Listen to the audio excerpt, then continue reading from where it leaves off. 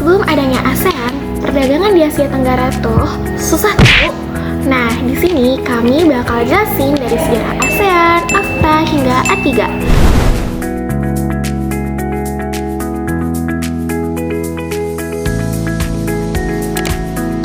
Materi pertama adalah sejarah ASEAN. Jadi, pada 1992, AFTA disepakati oleh negara-negara ASEAN dengan mekanisme utamanya CEP, Common Effective Preferential Tariff, dengan menargetkan tarif intra-ASEAN 0-5%.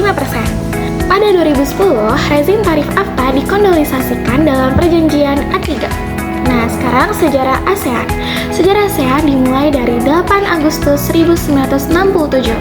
ASEAN dibentuk di Bangkok, Thailand dengan 5 negara anggota awal yaitu Indonesia, Malaysia, Thailand, Singapura, dan Filipina.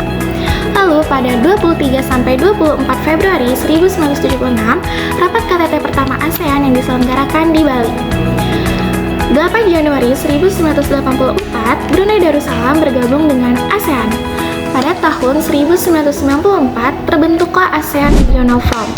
ASEAN Regional Forum adalah wahana komunikasi politik dan keamanan di wilayah regional. Lalu, pada 30 April 1999, Kamboja bergabung dengan ASEAN.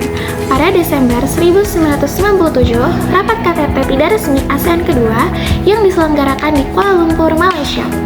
23 Juli 1997, Laos dan Myanmar bergabung dengan ASEAN. 28 Juli 1995, Vietnam bergabung dengan ASEAN. Lalu, pada tanggal 20 November 2007, KTT ASEAN ke-13 diselenggarakan di Singapura. ASEAN menandatangani piagam yang berisi identitas legal 10 negara anggota yang mulai berlaku sejak 15 Desember 2008.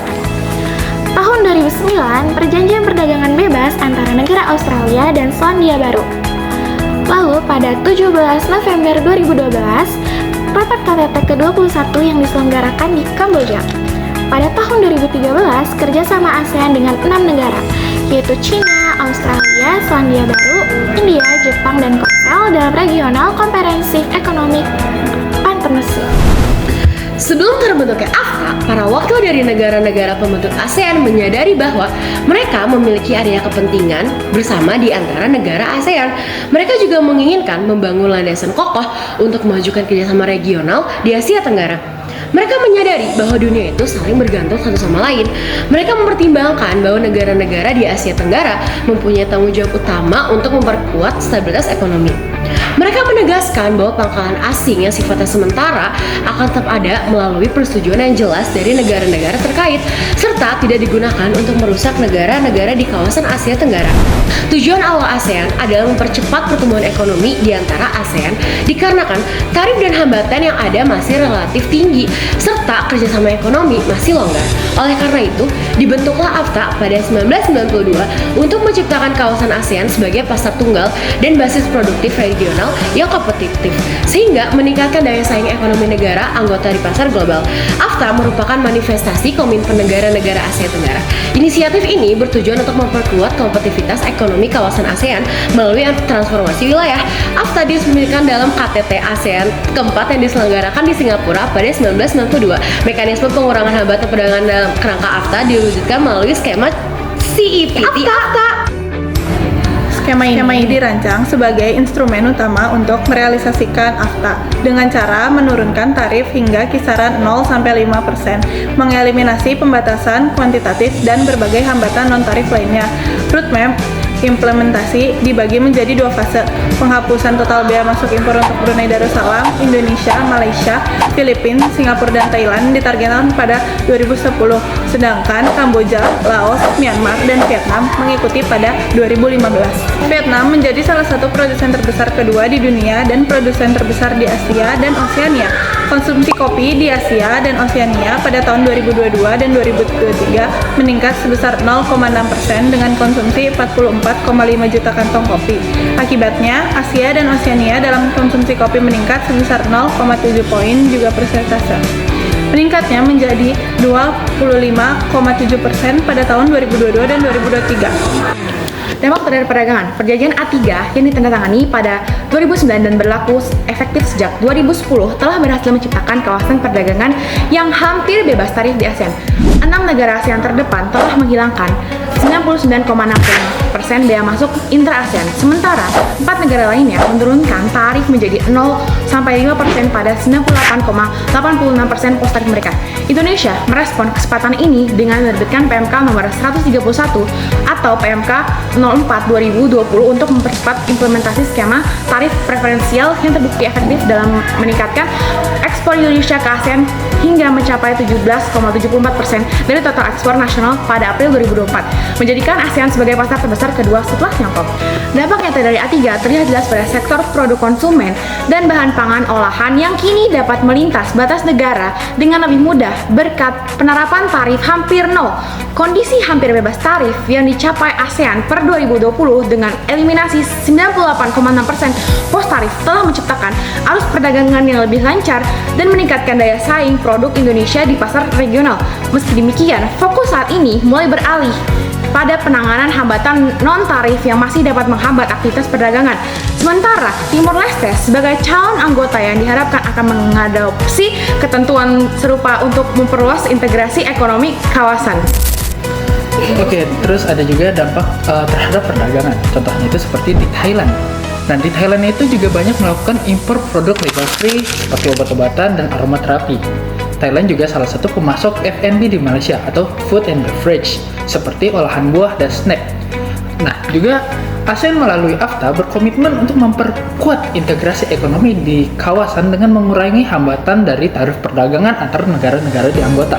Ini juga mempermudah arus produk lalu lintas bebas ke pasar domestik, sehingga harganya menjadi lebih kompetitif.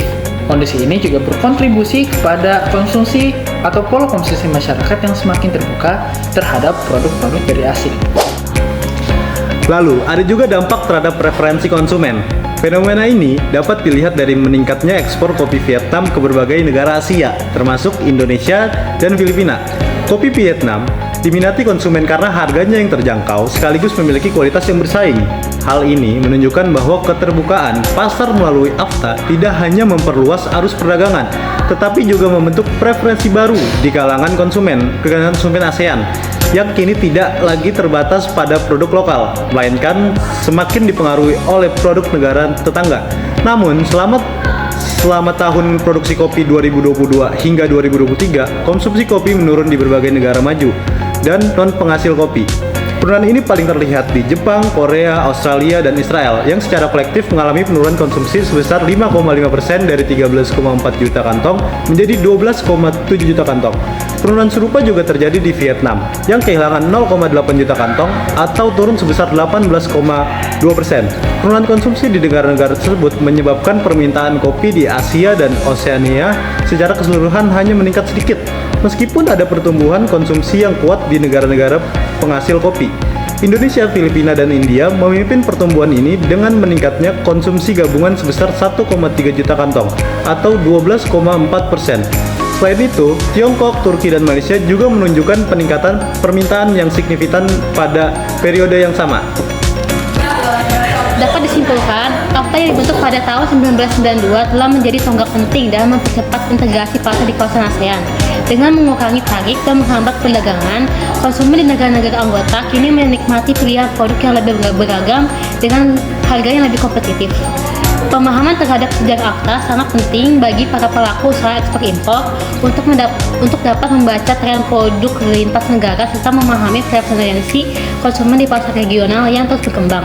Hal ini membuka peluang bagi para pelaku bisnis untuk menyesuaikan strategi dan meningkatkan daya saing di pasar ASEAN yang semakin terintegrasi.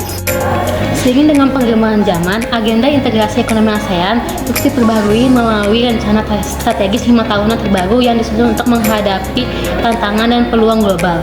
Komitmen ini tercermin dalam berbagai deklarasi penting seperti Bangkok Declaration yang menegaskan kembali tekad negara-negara anggota untuk memperkuat kerjasama ekonomi demi kemakmuran bersama. Dengan terus memperdalam integrasi dan mengatasi hambatan perdagangan, ASEAN berupaya membangun pasar regional yang lebih solid dan kompetitif, sekaligus memperkuat posisi kawasan di kancah ekonomi dunia.